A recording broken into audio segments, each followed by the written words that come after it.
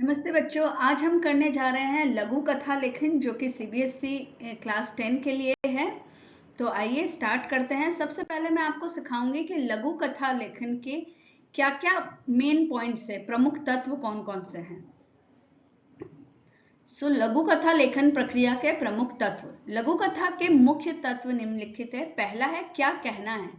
तो आपको जो आपकी लघु कथा, लघु का अर्थ है छोटा और कथा का अर्थ है कहानी यानी शॉर्ट स्टोरी।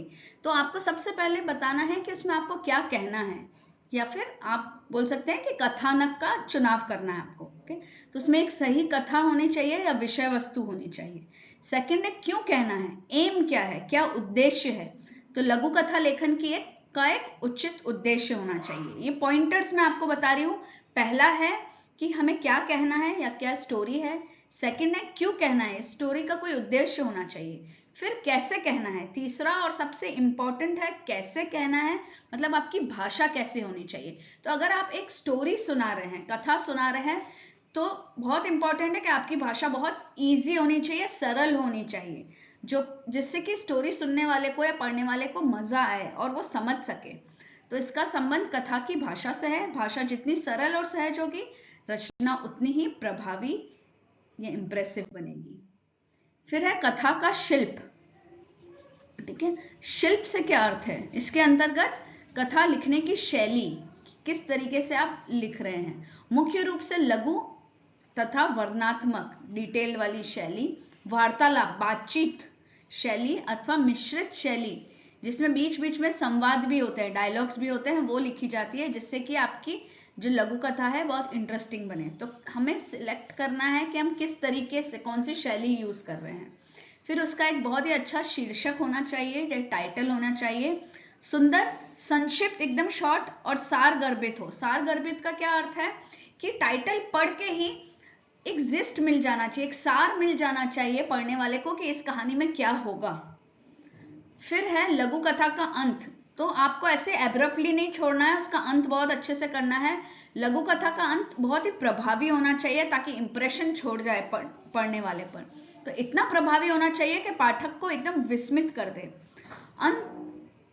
अंत विचारोत्तेजक होना चाहिए, एंड जो होना चाहिए उससे हम विचार कर सके, अपनी विचारों को उभार सके, हम सोचने में लग जाए कि हाँ, है ना, सोचने पर हम मजबूर हो जाए कि अच्छा इस कहानी का ये संदेश हो सकता है, या इस कहानी का इस तरीके से अंत हुआ कि हम सोच में पड़ जाएं।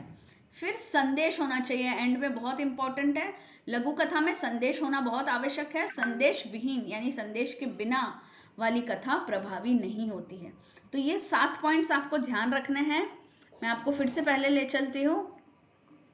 अब इसी 7 पॉइंट्स को ध्यान में रखते हुए हम एक लघु कथा का एग्जाम्पल भी लेंगे, लेकिन उससे पहले याद रखने योग्य बातें देख लेते हैं। कथाकार को सही कथानक का चुनाव करना चाहिए। लघु कथा यथार्थ वास्तविकता पर आधारित होनी चाहिए।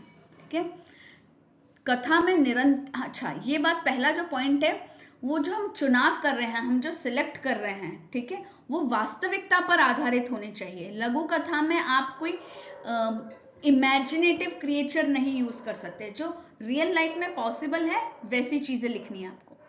फिर कथा में निरंतरता का समावेश होना बहुत आवश्यक है, अर्थात घटनाएं एक के बाद एक क्रम में लगातार घटती प्रतीत हो, लेखन क्रम में कोई बाधा ना आए और कहानी स्पष्ट रूप से समझ आए।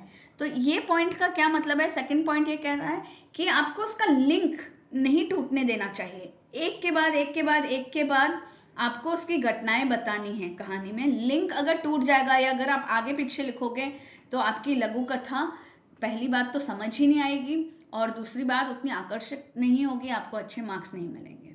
लघु कथा की भाषा सरल, सहज और पात्रानुकूल तथा भावों को स्पष्ट करने में पूर्णतः समर्थ होनी चाहिए।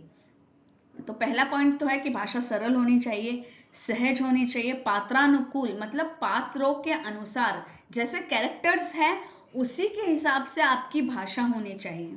ठीक है, अगर आप महाभारत वाले कैरेक्टर्स ले रहे हैं और आप काफी इजी वाली हिंदी लिख रहे हैं तो वो मैच नहीं हो रहा है, राइट। और अगर आप एकदम इजी वाली कोई कहानी है, ऐसे ही कोई आसपास के लोगों की कहानी है और उसमें आप कठिन शब्द यूज कर रहे हैं तो वो ठीक नहीं है। ठीक है। कथा लेखन की दो शैलियां होती है, विवरणात्मक यानी एकदम डिटेल्ड में, संवादात्मक यानी कि डायलॉग फॉर्म में। लघु कथा में दोनों का आवश्यकता अनुसार प्रयोग किया जा सकता है। आप इन दोनों का मिक्स भी ले सकते हैं कि कुछ समझा रहे हैं और फिर इसने ये कहा उसने ये कहा, डायलॉग के फॉर्म में भी लिख सकते हैं। इन दोनों का मिक्सचर भी कर सकते हैं या सिर्फ विवरणात्मक या सिर्फ संवादात्मक भी ले सकते हैं। तो दोनों का आवश्यकता अनुसार प्रयोग किया जा सकता है। वस्तुतः लघु कथा लेखन के लिए मिश्रित शैली उत्तम होती है। मैं हमेशा सजेस्ट करती हूँ कि ये दोनों शैली का इस्तेमाल कीजिए, आपको ज्यादा अच्छे मार्क्स मिलते हैं। तो आइए देखते हैं कहानी। एक लघु कथा, ईमानदारी की जीत। याद रहे 100 से 120 में वर्ड्स में आपको एक लघु कथा फिनिश करनी है। एक दिन सुनार ने माधव को एक बक्सा देते हुए कहा, अब यहाँ देखिए संवाद आ रहे हैं, मैं कहीं जा रहा हूं, इसमें कीमती जेवरात है, संभाल के ले जाना और मेरे घर पर दे देना। तो जैसे ही संवाद खत्म हुआ आप देख सकते हैं यहाँ पे इन्वर्टेड कॉलम्स है, तो जिससे कि पता चलता है कि संवाद है। माधव बक्सा लेकर सुनार के घर की ओर चल दिया। रास्ते में कई बार उसका मन हुआ कि बक्सा खोलकर देखे, किंतु उसे अपनी मां द्वारा दी गई शिक्षाएं याद आ गई। उसने बक्से को बिना खोले सुनार के घर पहुंचा दिया। अगले दिन सुनार ने उसे बुलाकर कहा, मैं तुम्हारी ईमानदारी से बहुत प्रभावित हूं, आज से तुम मेरे दुकान के मैनेजर हो। ठीक है। माधव की मां यह सुनकर बहुत खुश हो गई। तो आप देख सकते हैं सरल भाषा का उपयोग किया है, मिश्रित शैली यूज की गई है। ठीक है। और फिर उसका एंड बहुत अच्छा है और फिर लास्ट में संदेश दिया गया है, ईमानदारी सबसे अच्छा गुण है। तो आपको याद रखना है कि आपको एक उचित शीर्षक देना है, एक संदेश देना है, सरल भाषा में हो सके जितना मिश्रित शैली में आप लिखिए। तो मेरे आने वाले वीडियो में मैं आपको कई सारी लघु कथाओं के एग्जाम्पल्स दे दूंगी। ये जो मैंने आपको आज पढ़ाया है और जो लघु कथा आपको सुनाई है वो इस पर्टिकुलर बुक से ली गई है। ठीक है। Most likely CBSE question bank for Hindi. ठीक है। मैं इस बुक का लिंक आपको डिस्क्रिप्शन में दे दूंगी, तो आप अच्छे से देख सकते हैं और ये बुक बाय कर सकते हैं। इसका डिस्क्रिप्शन बॉक्स में पूरी डिटेल्स दी गई है। तो और लघु कथाएं देखने के लिए, एग्जाम्पल्स देखने के लिए हमारा नेक्स्ट वीडियो जरूर देखिए। और आपको हमारे इस चैनल पे हिंदी से रिलेटेड सभी कंटेंट पूरा का पूरा मिल जाएगा।